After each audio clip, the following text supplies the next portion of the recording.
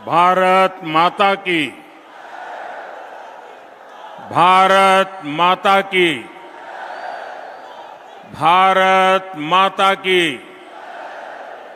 मैं कहूंगा दीनदयाल उपाध्याय, आप कहिए अमर रहे, अमर रहे। दीनदयाल उपाध्याय, दीनदयाल उपाध्याय, दीनदयाल उपाध्याय। मंच पर विराजमान सभी भारतीय जनता पार्टी के वरिष्ठ नेतागण और मेरे परम साथी और विशाल संख्या में पधारे हुए मेरे परिवारजनों,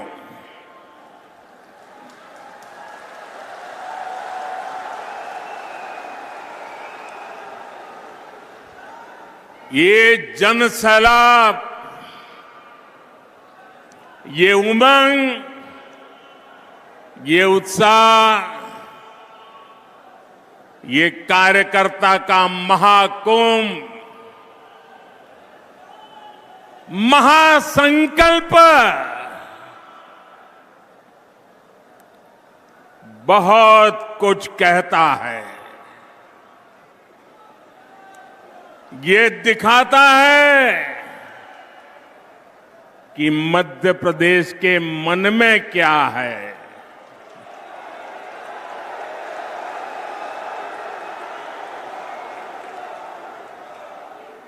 ये दिखाता है नई ऊर्जा से भरी हुई भाजपा। ये दिखाता है भाजपा का और भाजपा के हर कार्यकर्ता का बुलंद हौसला।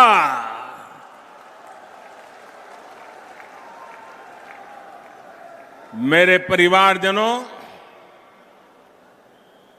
मध्य प्रदेश को देश का दिल कहा जाता है। भाजपा के साथ देश के इस दिल का जुड़ाव कुछ विशेष ही रहा है।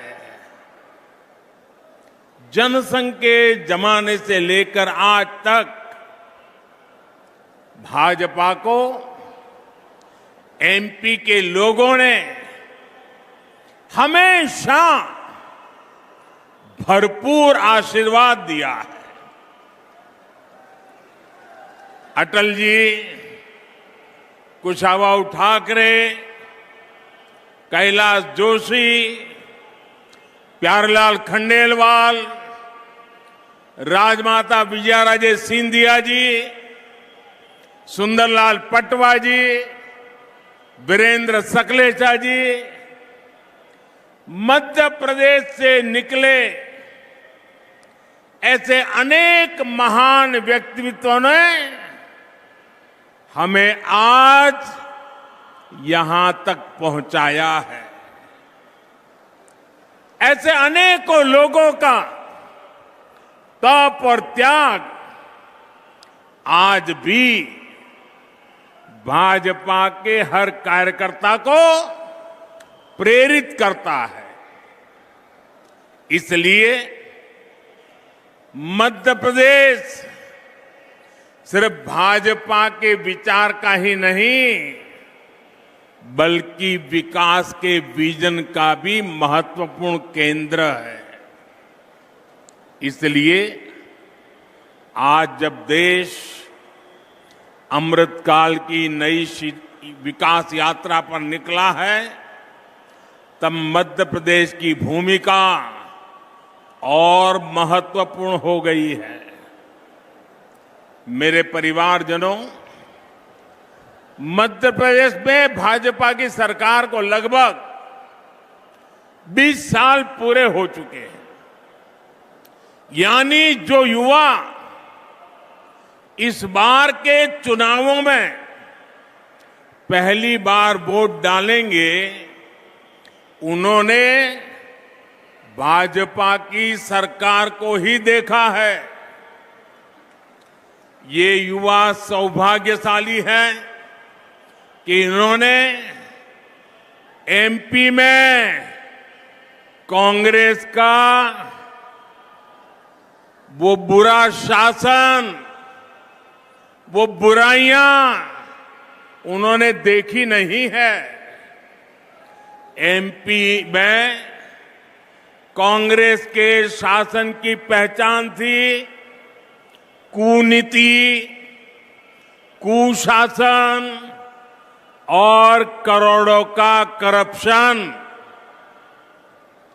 आजादी के बाद मध्य प्रदेश में लंबे समय तक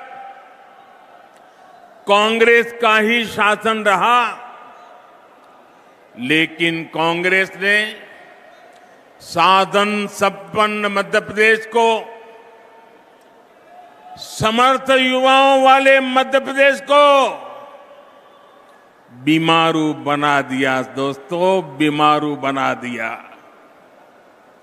यहां के युवाओं ने कांग्रेस के जमाने की खराब कानून व्यवस्था नहीं देखी। यहां के युवाओं ने इस दौर की खस्ता हाल सड़कें नहीं देखी।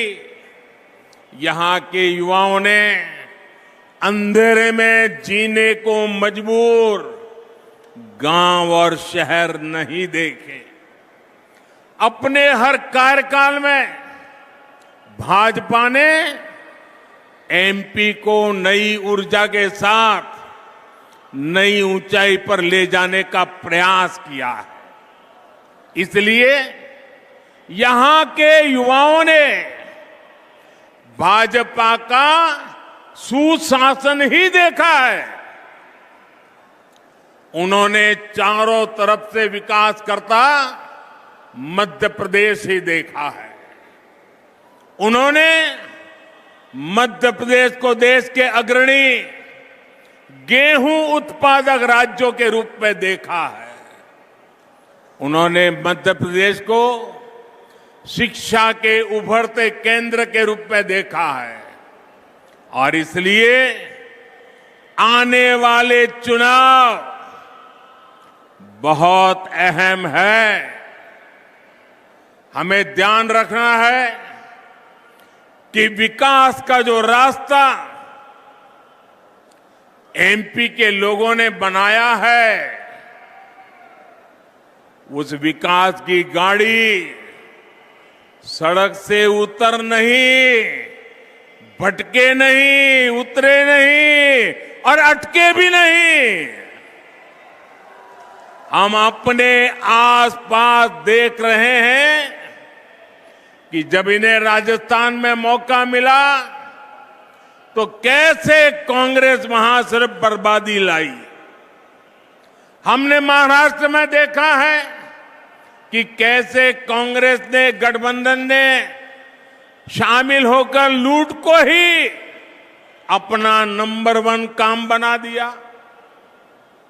साथियों, मध्य प्रदेश के विकास के लिए आने वाले कुछ साल बहुत ही महत्वपूर्ण है।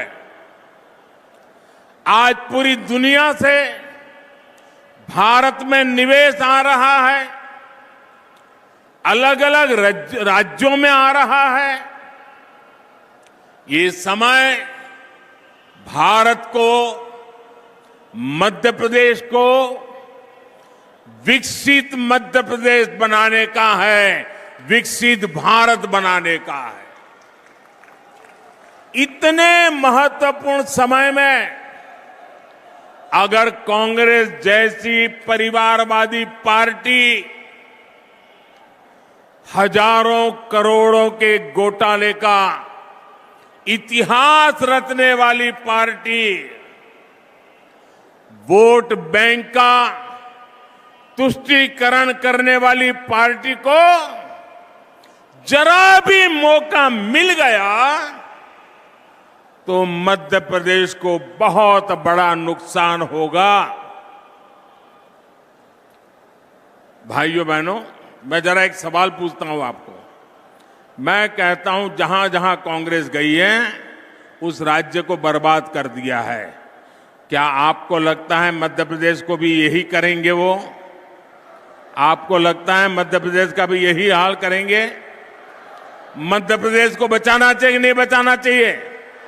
कांग्रेस के हाथों नहीं जाने देना चाहिए ना, लूटने नहीं देना चाहिए ना, तबाही नहीं करने देनी चाहिए ना। कांग्रेस एक बार फिर एमपी को बीमारू बना देगी। मैं आपसे जानना चाहता हूं, क्या आप एमपी को फिर से बीमारू बनाना चाहते हो? मुझे पूरी ताकत से जवाब चाहिए।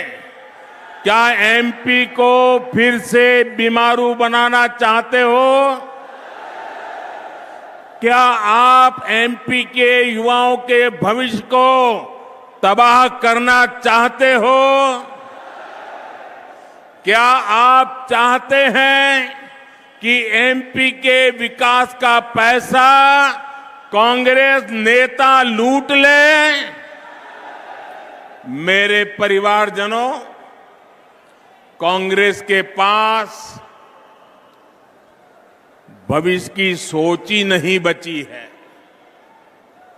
कांग्रेस जंग लगा हुआ वो लोहा है जो बारिश में रखे रखे खत्म हो जाता है। अब कांग्रेस में ना देखने का सामर्थ्य बचा है, न देश हित को समझने का। इसलिए आप देखेंगे साथियों, आपका उत्साह मेरे सर आंखों पर। बहुत बहुत धन्यवाद आपके प्यार के लिए, बहुत धन्यवाद। दोस्तों, आपका प्यार ही मेरी ताकत है। बहुत बहुत धन्यवाद आपके प्यार के लिए, बहुत धन्यवाद दोस्तों। साथियों, आप देखेंगे कि कांग्रेस विकसित भारत से जुड़े हर प्रोजेक्ट की आलोचना करती है। आपको याद होगा, कांग्रेस ने डिजिटल इंडिया का भी विरोध किया था। आज भारत के यूपीआई से पूरी दुनिया मंत्रमुग्ध है। भारत में रिकॉर्ड डिजिटल लेन देन हो रहे हैं, लेकिन कांग्रेस को ये भी पसंद नहीं है। साथियों, भाजपा आज आधुनिक सड़कें, आधुनिकतम सड़कें, चौड़े हाईवे, एक्सप्रेसवे बना रहा है, लेकिन कांग्रेस इसकी आलोचना करती है। भाजपा आज वंदे भारत जैसी आधुनिक ट्रेनें ला रही है, स्टेशनों का कायाकल्प कर रही है। भोपाल के रानी दुर्गावती रेलवे स्टेशन की प्रशंसा हर कोई कर रहा है। ये भी कांग्रेस को नहीं पच रहा है। भाजपा बुलेट ट्रेन पर काम कर रही है, इसकी भी कांग्रेस आलोचना करती है। भाजपा सरकार ने नया भव्य संसद भवन बनाया, आने वाली सदियों तक देश की सेवा करे, ऐसा भारत का अपना संसद भवन बना।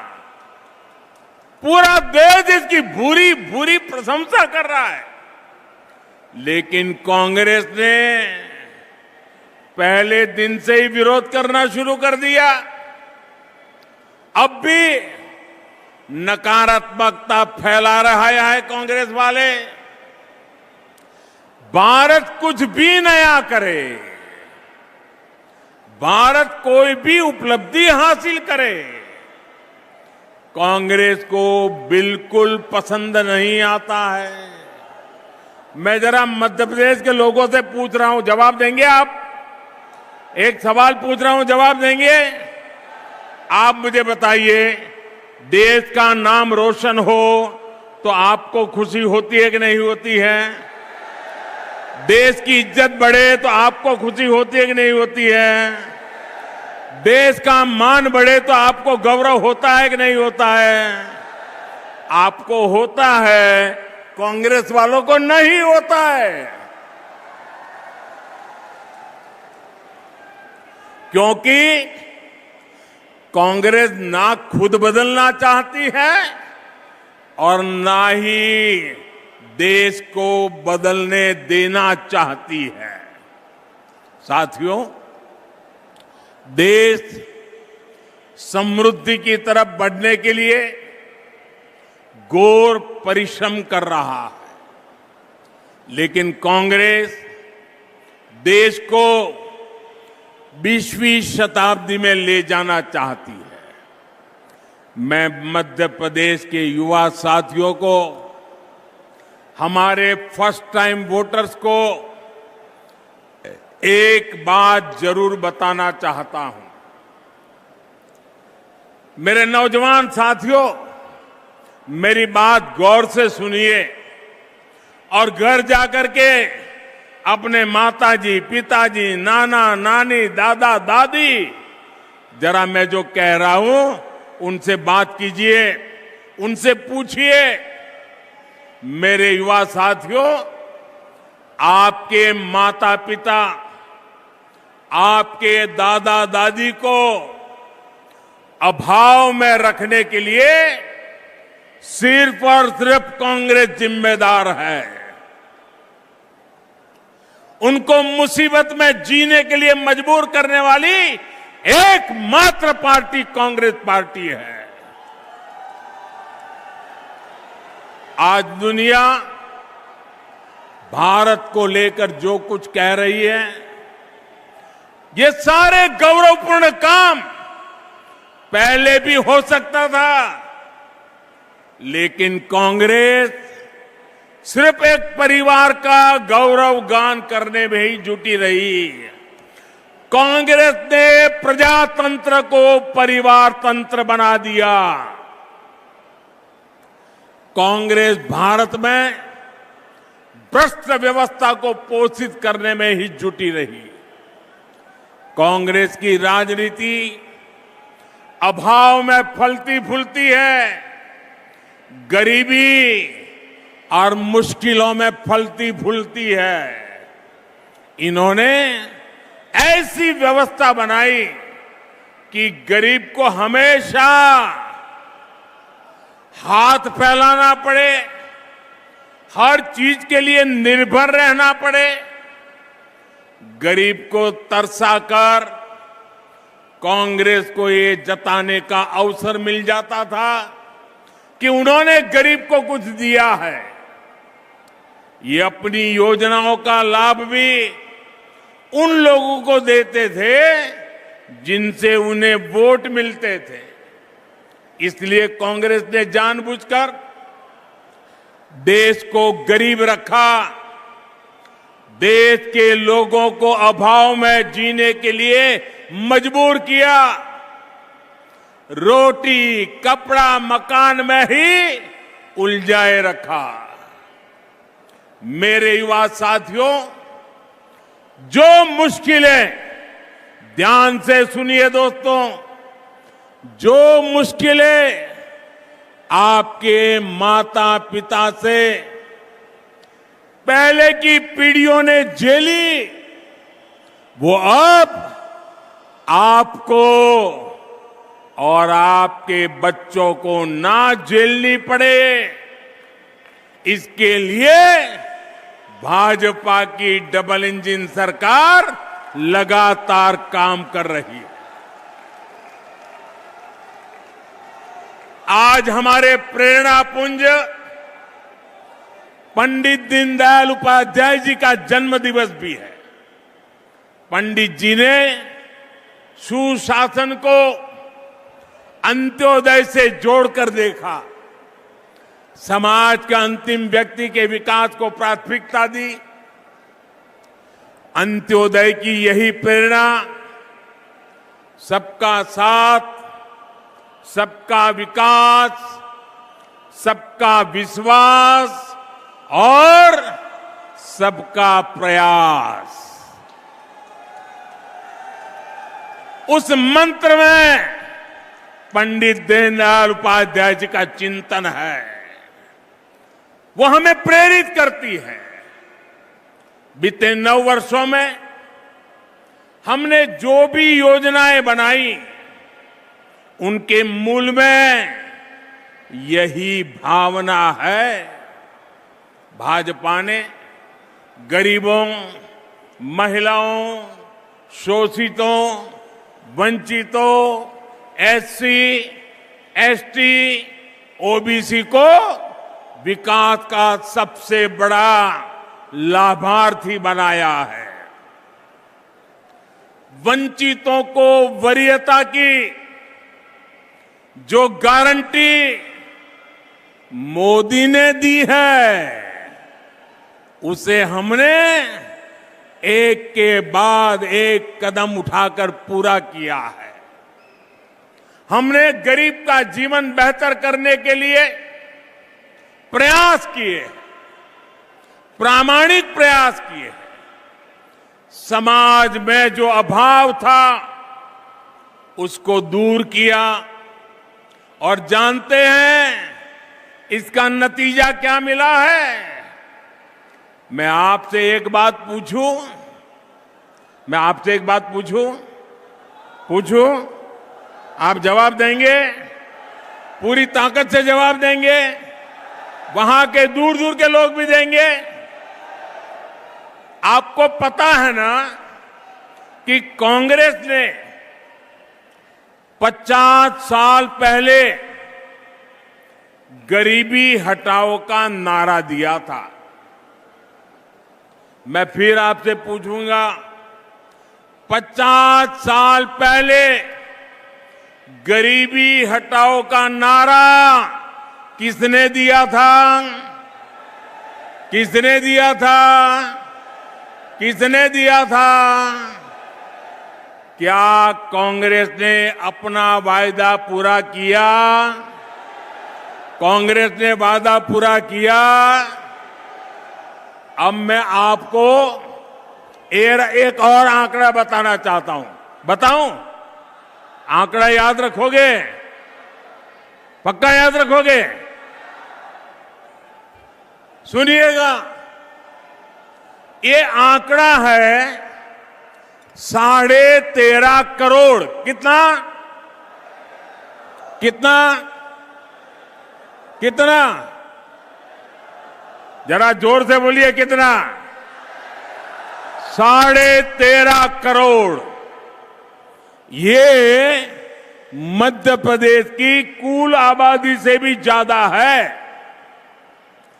भाजपा सरकार के 5 साल में ही देश में 13.5 करोड़ लोग गरीबी से बाहर निकले हैं।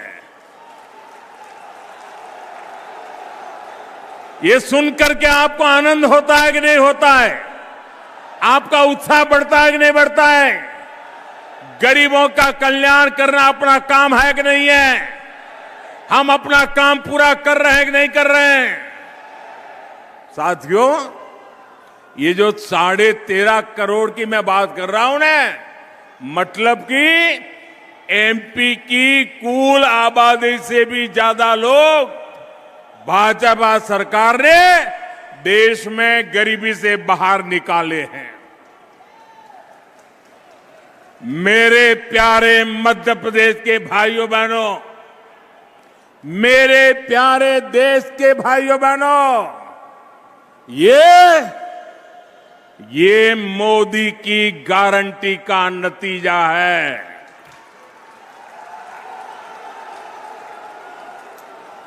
और जब मोदी गारंटी देता है, जब मोदी गारंटी देता है, जब भाजपा गारंटी देती है, तो वो जमीन पर उतरती है, घर घर पहुंचती है, हर लाभार्थी तक पहुंचती है। याद रखिएगा, याद रखेंगे, याद रखेंगे, याद रखिएगा, मोदी यानी हर गारंटी पूरी होने की गारंटी।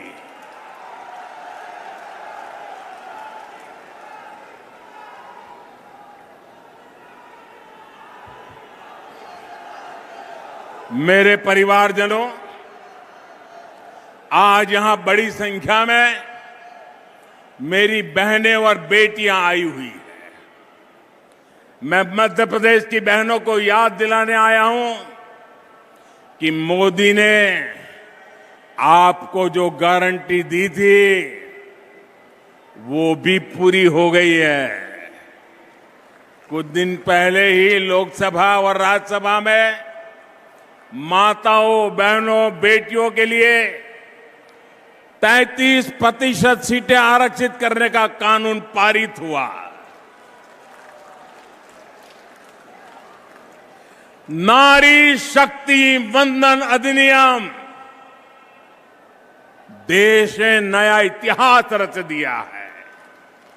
दशक से देश की माताएं, बहनें इसका इंतजार कर रही थी, बल्कि ये तक कहा जाने लगा कि शायद ये कभी नहीं हो पाएगा। आखिर मोदी है तो मोदी है तो हर गारंटी पूरी होने की गारंटी है। लेकिन भाइयों और बहनों, आज मैं मध्य प्रदेश सहित पूरे देश की बहनों को सावधान भी करना चाहता हूं। कांग्रेस और उसके नए नए घमंडिया गठबंधन ने मजबूरी में इस बिल का समर्थन बहुत खट्टे मन से किया है, बहुत बेमन से किया है। ये खट्टापन उनके बहानों में दिखाई देता है। और आप देखिए, ये इनके गठबंधन में जितने लोग हैं, वही लोग हैं जिन्होंने 30 साल तक इस कानून को पारित नहीं होने दिया। पार्लियामेंट में हुड़दंग किया, बिल फाड़ दिए, स्पीकर पे हमले बोल दिए, और अब जब मजबूरी में उंगली उठानी पड़ी है, उनको लगता है कि अब देश की माताएं, बहनें उनके चरित्र को जान गई हैं, तो अब क्या शुरू किया? ये क्यों नहीं है, वो क्यों नहीं है, ऐसा क्यों है, वैसा क्यों नहीं। उनको नारी शक्ति वंदन अधिनियम का मजबूरी में समर्थन इसलिए करना पड़ा क्योंकि मेरी माताएं, बहनें जग गई हैं। मेरी माताओं, बहनों का हौसला बुलंद है। मेरी माताओं, बहनों ने शक्ति का परिचय करवा दिया है, और इसलिए ये माताओं, बहनों से डरे हुए हैं, इसलिए नीची मुंडी करके हाउस में अनचाहे अनमन से उंगली तो दबा दी। बीते 9 वर्षों में जिस तरह भारत की महिला सशक्त हुई है, उसे देखकर इन दलों की हिम्मत नहीं हुई कि नारी शक्ति अधिनियम का विरोध कर पाए, वरना उन्होंने तो दशकों तक देश में सरकारें चलाई है, भारी बहुमत से सरकारें चलाई है। तब क्यों नहीं कानून बनाया? जो बहाने ये आज बना रहे हैं, तब क्यों नहीं ये सब कुछ कर दिया? सच्चाई ये है कि इनकी नीयत में खोट है।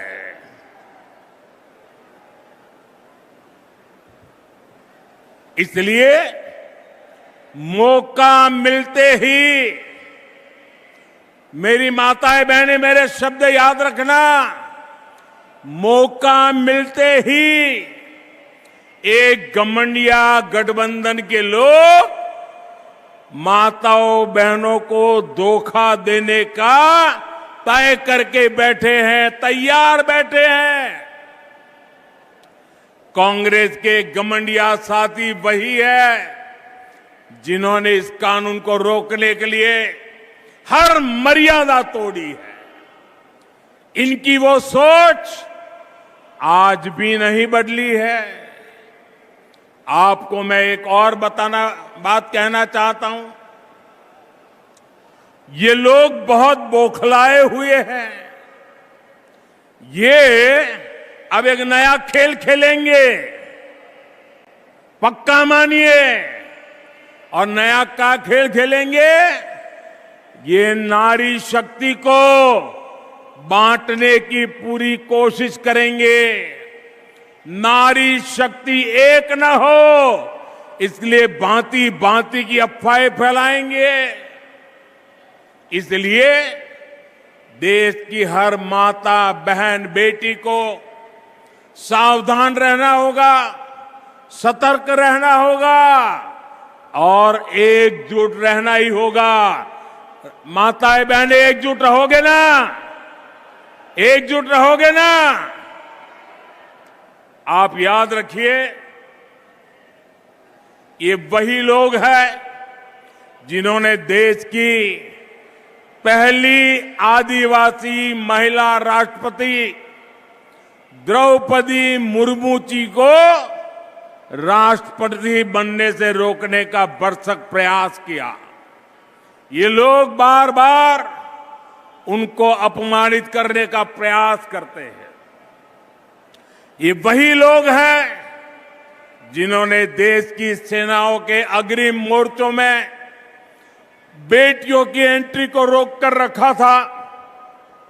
अगर इनकी नीयत ठीक होती तो वो क्या मोदी को करोड़ों बहनों के नाम पक्के घर करने देते और मुझे काम करना पड़ता? उनकी नीयत ठीक नहीं थी। आज वो काम मुझे करना पड़ रहा है। आजादी के इतने सालों के बाद करना पड़ रहा है। इनको नहीं दिखता था कि सब कुछ पुरुष के नाम पर है, महिलाओं के नाम पर कुछ नहीं। अगर इनकी नीयत महिला हित की होती तो क्या मोदी को आकर के करोड़ों टॉयलेट बनाने पड़ते? क्या टॉयलेट नहीं बना सकते थे लोग? वो काम भी मुझे करना पड़ा। उनकी नीयत में खोट थी। अंधेरे का इंतजार करती माताओं बहनों को देखकर इनकी आंखों में क्यों पानी नहीं आता था? इनकी नीयत ठीक होती तो बहनों को धुएं में जीने को मजबूर होना न पड़ता। करोड़ों बहनों तक गैस सिलेंडर पहुंचाने की मेहनत मोदी को क्यों करनी पड़ी? ये महिलाओं के हितैषी होते तो महिलाओं को पानी की बूंद बूंद के लिए दशकों तक तरसा कर ना रखते। साथियों, ये महिलाओं के हित में काम करते तो मोदी को आकर आयुष्मान योजना के तहत मुफ्त इलाज की व्यवस्था ना करनी पड़ती।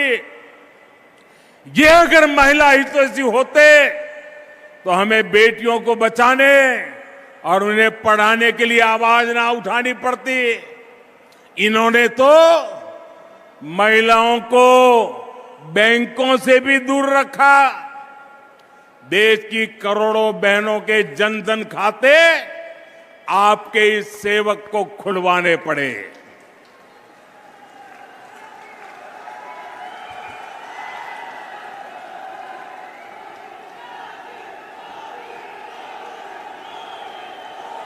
हमारी कोशिश यही थी कि बहनों की समृद्धि का रास्ता खुले, बेटियां अपने पैरों पर खड़ी हो सके। इसलिए मैं देश के हर माता बहन बेटी से कहूंगा कि कोई कितनी भी कोशिश कर ले, आपको भ्रमित नहीं होना है। हमने कठिन रास्ता पार किया है। ये महिलाओं की भागीदारी के विस्तार की शुरुआत है, एक सार्थक बदलाव का शुभारंभ है। मेरे परिवारजनों, कांग्रेस आज भी उसी पुराने ढर्रे, उसी पुरानी मानसिकता पर चल रही है। चांदी का चम्मच लेकर पैदा हुए इनके नेताओं के लिए गरीब का जीवन मायने नहीं रखता है। कांग्रेस नेताओं के लिए गरीब का जीवन एक एडवेंचर टूरिज्म है। कांग्रेस के नेताओं के लिए गरीब की बस्ती पिकनिक मनाने का, वीडियो शूटिंग कराने का लोकेशन बन गई है। कांग्रेस के लिए गरीब किसान का खेत फोटो सेशन का मैदान बन गया है। इन्होंने अतीत में भी यही काम किया। देश विदेश के अपने दोस्तों में इन्होंने भारत की गरीबी का मखौल उड़ाया और आज भी यही कर रहे हैं। जबकि भाजपा की सरकार भारत को भव्य भी बना रही है और यही भव्य तस्वीर दुनिया के सामने सीना तान करके दिखा भी रहे हैं। कांग्रेस और भाजपा के बीच का यही अंतर हमें बूथ बूथ में हर वोटर को बताना है, हर मतदाता को समझाना है। समझाओगे? जरा दोनों हाथ ऊपर करके बताइए, समझाओगे? पोलिंग बूथ में हर घर जाओगे?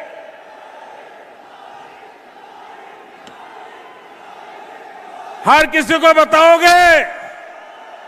एक एक बात बताओगे? साथियों, मोदी का मिजाज भी अलग है, मेहनत भी अलग है और मिशन भी अलग है। मेरे लिए देश से बड़ा, देशवासियों से बड़ा कुछ भी नहीं है। मैं अभावों में रहा हूं, लेकिन अपने देश को अभावों में नहीं रहने दूंगा। मुफ्त राशन और मुफ्त इलाज गरीब की चिंता दूर करने का अवसर कांग्रेस के पास भी था, लेकिन नियत और इच्छा शक्ति नहीं थी। बेईमानी और भ्रष्टाचार की नियत अच्छे काम करने से उन्हें रोकती थी। पहले समाज के जिन वर्गों को छोटा समझा गया, उनके जीवन में बड़े परिवर्तन का प्रयास हमने किया।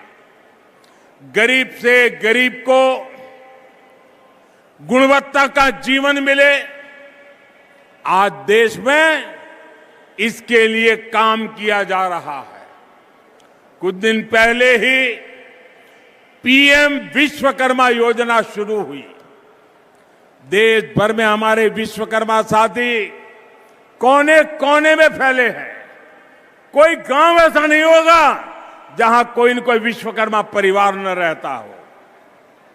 अपनी परंपरा, अपनी कला, अपनी उपयोगिता के लिए जाने जाने वाले ये साथी हर समाज में है। लेकिन कांग्रेस ने उन्हें क्या दिया? कांग्रेस ने उन्हें अपने हाल पर छोड़ दिया था।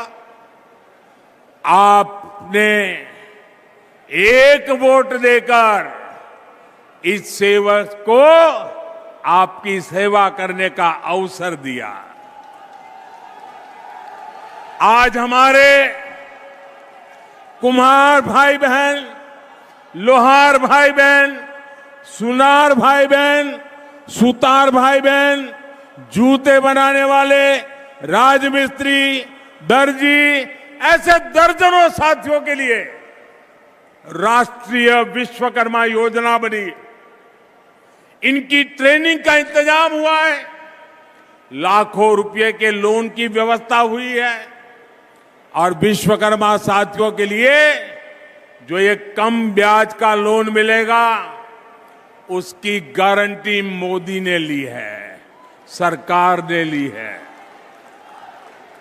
साथियों, हमने रेहड़ी, पटरी, ठेले पर छोटा मोटा कारोबार करने वाले साथियों के लिए भी बैंकों के दरवाजे खोले हैं।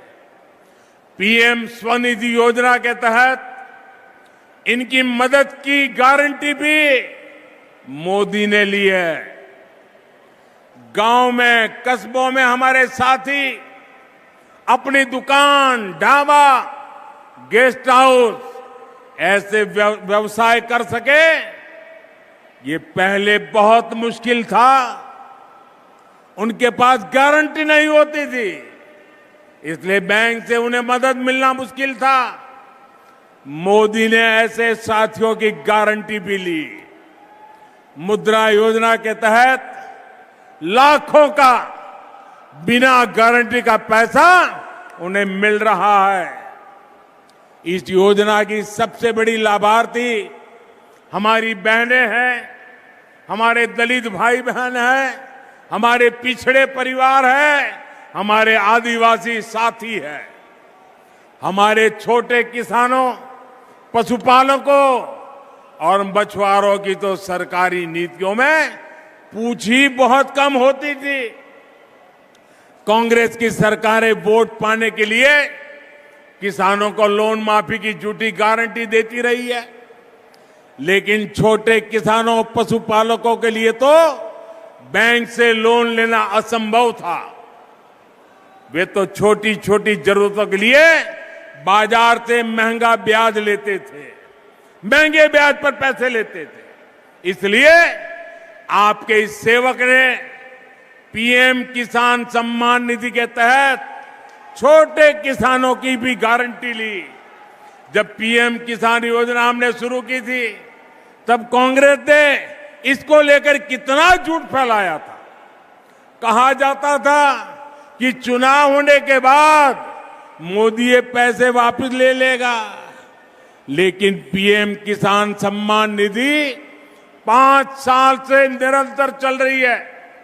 कोरोना काल में जब सब कुछ रुक गया था, तब भी ये नहीं रुकी, क्योंकि हमारी सरकार ने डायरेक्ट आपके खाते में पैसा भेजने का प्रावधान किया है।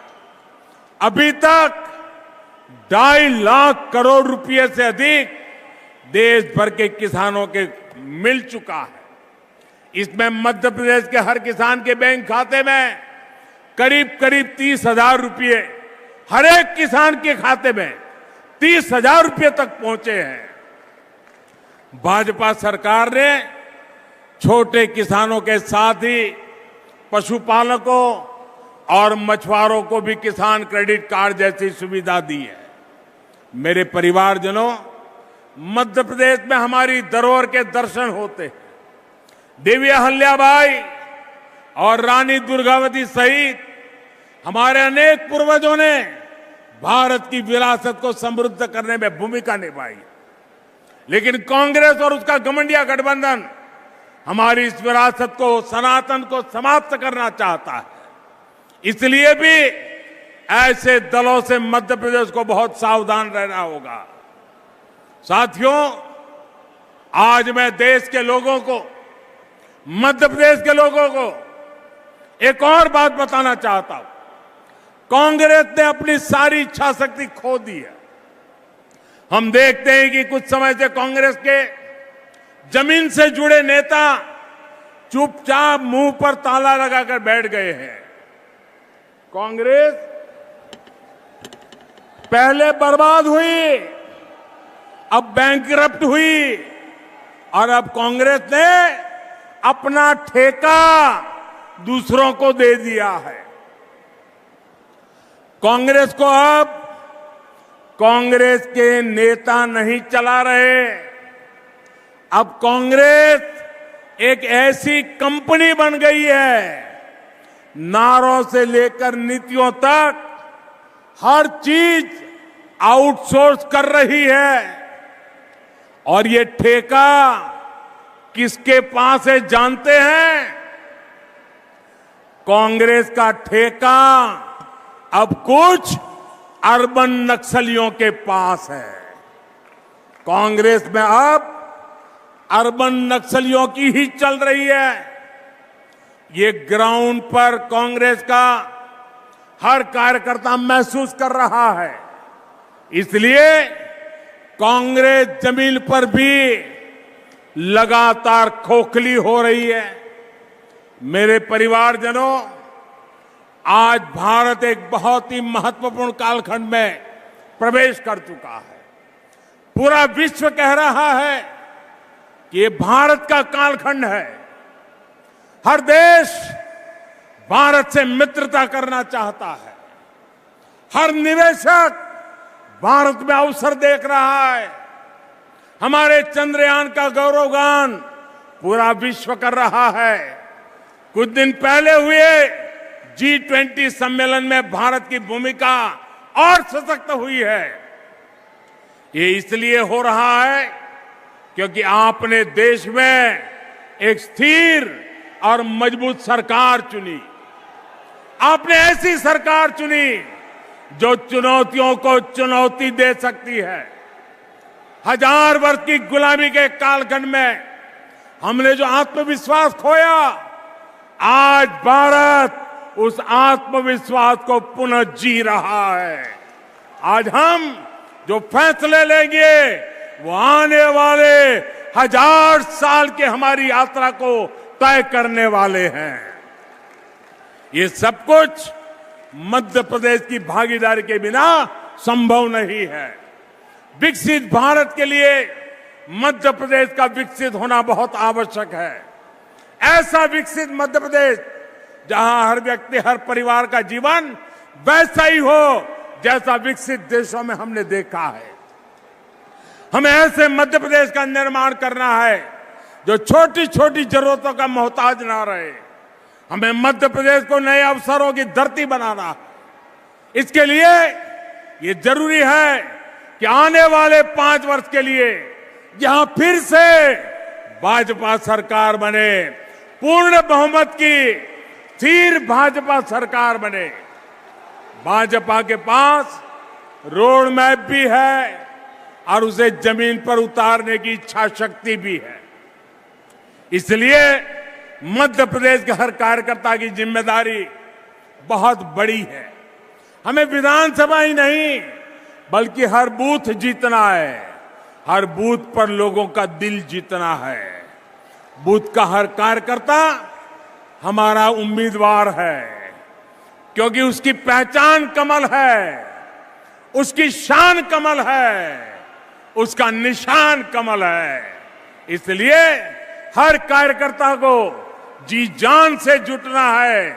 मुझे आप सभी के सामर्थ्य पर पूरा भरोसा है। साथियों, आज मैं एक और आग्रह भी करना चाहूंगा। आने वाले 2 अक्टूबर को पूज्य बापू की जन्म जयंती है। इससे पहले 1 अक्टूबर को स्वच्छता से जुड़ा बहुत बड़ा कार्यक्रम पूरे देश पे होने वाला है। मेरा मध्य प्रदेश के हर परिजन से आग्रह रहेगा कि आप सभी उत्साह और उमंग के साथ इस स्वच्छता के कार्यक्रम में जुड़िए। अब आप सभी त्योहारों की भी तैयारी कर रहे हैं। हमें वोकल फॉर लोकल याद रखना है। हमें खादी के वस्त्र खरीदने हैं। जो भी गिफ्ट हम खरीदे वो लोकल हो, जो भारत में बना हो। ये बात हमें कभी भी भूलनी नहीं है। मेरे प्यारे भाइयों बहनों, आप इतनी बड़ी तादाद में आशीर्वाद देने के लिए आए, मैं आपका हृदय से बहुत बहुत आभार व्यक्त करता हूं। मेरे साथ बोलिए, भारत माता की, भारत माता की।